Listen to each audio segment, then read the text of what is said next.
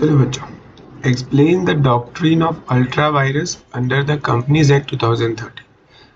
What are the consequences of ultra vires acts of the company. मतलब कि इस एक क्वेश्चन में दो क्वेश्चन पूछे हैं. पहले तो doctrine of ultra virus explain करना है और दूसरा उसके कॉन्सिक्वेंसेस एक्सप्लेन करने हैं. सिंपल भाषा में डॉक्ट्रिन ऑफ अल्ट्रा वायरस क्या बोलता है कि एनी एक्ट, कंपनी ने कोई भी अगर काम किया है ना जो उसके आर्टिकल्स ऑफ एसोसिएशन और मेमोरेंडम ऑफ एसोसिएशन की लिमिट के बाहर है, मतलब कोई ऐसा काम किया है जो आर्टिकल्स ऑफ एसोसिएशन और मेमोरेंडम ऑफ एसोसिएशन की परमिशन के बाहर है, तो वो सारे के सारे एक्ट्स वॉइड होंगे. ठीक है, तो एक तरह से इसको एक नाम दिया गया है डॉक्ट्रिन ऑफ अल्ट्रा वायरस. पहले तो उसको एक्सप्लेन करना है. दूसरा ये बताना है कि अगर किसी कंपनी ने ऐसा कोई काम कर भी दिया जो उसके आर्टिकल्स और मेमोरेंडम की परमिशन के बाहर जाके है, तो उसके कॉन्सिक्वेंसेस क्या होंगे. कॉन्सिक्वेंसेस मतलब कि नतीजे, उसके नतीजे क्या होंगे, क्या परिणाम होगा. ठीक है, वो हमें बताना है. तो सबसे पहले तो डॉक्ट्रिन ऑफ अल्ट्रा वायरस को एक्सप्लेन करने के लिए अपन ने जो उसके पैराग्राफ है उसको पॉइंट्स में कन्वर्ट कर दिया था, क्योंकि ये काफ़ी इंपॉर्टेंट आंसर है. First, the meaning of the term ultra vires is beyond powers. मतलब कोई भी चीज़ जो बियॉन्ड पावर है. यहाँ पे कौन से पावर की बात कर रहे हैं? Power which is given by articles of association and memorandum of association. उसके बियॉन्ड मतलब कि उस पावर के भी बाहर जाके अगर कोई कंपनी काम करती है तो उसको बोलते हैं ultra vires. Any act done by the company which travels beyond it's power is Holi void and therefore not binding on the company. इसका जो केस लॉ है वो Ashbury railway company limited versus Riche. ठीक है, केस लॉ भी coat करना है. A company can be restrained from employing its funds for the purposes other than sanctioned by memorandum of association. Company के memorandum of association में जो बातें लिखी है कि यहाँ पे कंपनी पैसा लगा सकती है, कंपनी को रोका जा सकता है कि भाई इस लिस्ट के बाहर जाके आप अपना पैसा नहीं लगा सकते. कंपनी को जो पैसा मिलता है शेयर होल्डर से, लोन से, प्रॉफिट्स कमा के, वो सारा का सारा पैसा जो मेमोरेंडम ऑफ एसोसिएशन में लिस्ट बना के रखी होती है वहीं पर यूज़ किया जा सकता है. उसके अलावा कहीं पर यूज़ नहीं किया जा सकता. द इम्पैक्ट ऑफ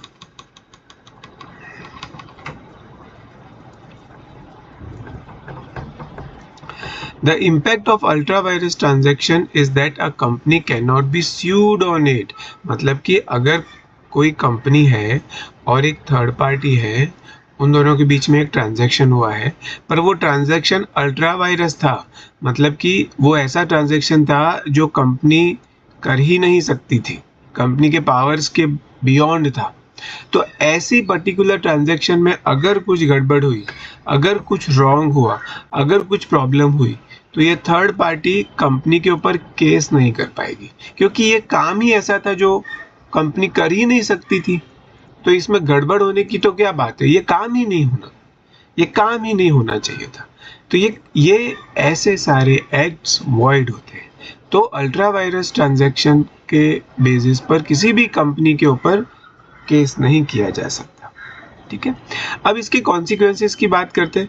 देखो, क्वेश्चन में दो चीजें पूछी थी, एक्सप्लेन करना है और फिर कॉन्सिक्वेंसेस बताने हैं. तो कॉन्सिक्वेंसेस में क्या आएगा? Memorandum of association is a public document open for public inspection. मतलब कि जो मेमोरेंडम ऑफ एसोसिएशन होता है ना, वो एक पब्लिक डॉक्यूमेंट होता है. इसका मतलब सबको अवेलेबल होता है. ऐसा नहीं है कि वो कंपनी के पास होता है. मेमोरेंडम ऑफ एसोसिएशन आप किसी भी कंपनी का इंटरनेट पे जाकर पढ़ सकते हो. मेमोरेंडम ऑफ एसोसिएशन में सब लिखा होता है कि कंपनी का पर्पस क्या है, कंपनी का शेयर कैपिटल क्या है, कंपनी के डायरेक्टर्स कौन है, कंपनी का बिजनेस क्या है, सब कुछ उसमें लिखा होता है. तो कोई भी आदमी जब कंपनी के साथ काम करेगा तो उसको पता होना चाहिए कि इस कंपनी का पर्पस क्या है, इस कंपनी का बिजनेस क्या है. जैसे कि अपन ने क्लास में समझा था कि अगर किसी कंपनी का ट्यूशन का काम है, यानी कि एजुकेशन का काम है, तो पहले आप उस कंपनी के मेमोरेंडम ऑफ एसोसिएशन को ठीक से पढ़ लो। कल को ऐसा ना हो कि आप उस कंपनी के साथ में जाकर गोल्ड का बाय और सेल कर रहे हो, क्योंकि वो अल्ट्रा वायरस हो जाएगा। ये गोल्ड का बाय सेल करना उस पर्टिकुलर कंपनी के लिए अल्ट्रा वायरस है, क्योंकि उसके मेमोरेंडम ऑफ एसोसिएशन में क्लियरली लिखा है कि उस कंपनी का पर्पस है एजुकेशन। तो अगर कल को वो कंपनी गोल्ड बाय करके पैसा ना दे तो फिर उस बेसिस पर उस कंपनी पर स्यू नहीं किया जा सकता। ऐसा नहीं है कि वो कंपनी को गोल्ड फ्री में मिल जाएगा, गोल्ड लौटाना पड़ेगा।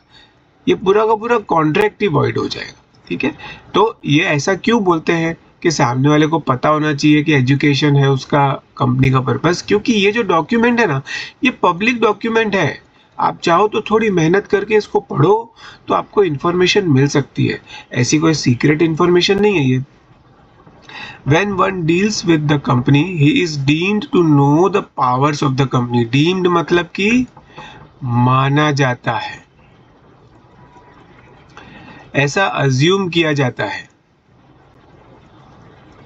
ठीक है, क्या अज्यूम किया जाता है कि जब कभी कोई किसी कंपनी के साथ डील करता है तो वो उस कंपनी के पावर्स पहले से जानता है। कंपनी के पावर्स मतलब कि जो उसके मेमोरेंडम ऑफ एसोसिएशन में बातें लिखी है ना, वो उसको पहले से पता होनी चाहिए। इसका मतलब उसने मेमोरेंडम ऑफ एसोसिएशन को स्टडी किया होना चाहिए, पढ़ा होना चाहिए, समझा होना चाहिए। ऐसा पहले से अज्यूम करके ही लॉ चलता है। Ratification can only be done for subsequent transactions. मतलब कि अगर आपने पहले कोई 2-3 ट्रांजैक्शंस कर लिए थे जो अल्ट्रा वायरस थे, तो क्या उनको अब रेटिफाई किया जा सकता है? तो नहीं किया जा सकता। खाली सब्सिक्वेंट ट्रांजैक्शंस को रेटिफाई किया जा सकता है। सब्सिक्वेंट ट्रांजैक्शंस मतलब कि सपोज करो अपन ये वाला एग्जांपल लेते हैं कि एक कंपनी है जिसका एजुकेशन का काम है, पर उसने लास्ट के 4 ट्रांजैक्शन में गोल्ड का काम किया है, तो ये तो अल्ट्रा वायरस होगा। पर अगर चाहे तो कंपनी आज अपने मेमोरेंडम ऑफ एसोसिएशन को बदल के उसमें ऐसा लिख सकती है कि हम एजुकेशन प्लस गोल्ड का काम करेंगे। तो फिर जो आने वाले एक्ट्स है ना जिसमें वो गोल्ड का काम करेगी, वो राइट माने जाएंगे, वो अल्ट्रा वायरस नहीं माने जाएंगे। ठीक है, तो इसीलिए सब्सिक्वेंट ट्रांजैक्शंस को रेटिफाई किया जा सकता है, पर जो पहले के ट्रांजैक्शंस है उनको रेटिफाई नहीं किया जा सकता। Acts ultra vires to the powers of directors can be ratified by share holders.